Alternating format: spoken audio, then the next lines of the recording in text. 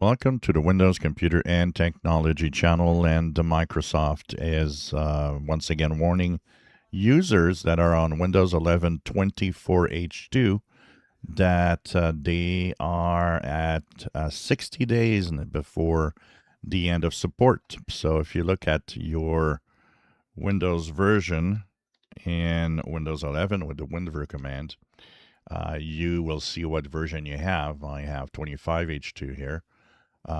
If you see you're on 24H2, 60 days left before end of support. So Microsoft is starting to tell everybody, make sure that you move on to 25H2. I know some of you might not have yet received 25H2. I know that some PCs might still be blocked, but the 60 days, you still have time. Microsoft sometimes has fixes and changes that come up close to the deadline before they push the version to everybody. And remember that you can always go to the Microsoft website for Windows and get 25H2 by clicking there to upgrade if you don't see it in your Windows Update. I would wait because if it's not available on Windows Update, still wait. Still got a little bit of time, even if you do it only in a month and a half.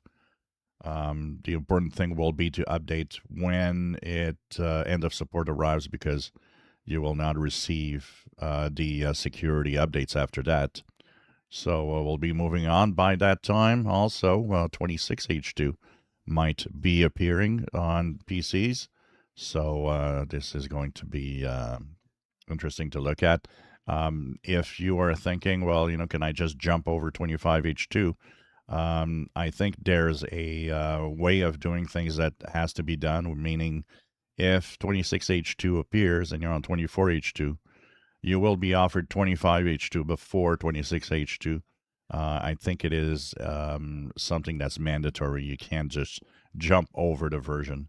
So, anyways, we'll, still have a little bit of time as we're going towards the October deadline for Windows 11 24H2. If you enjoy my videos, please subscribe, give us thumbs up. Thank you for watching.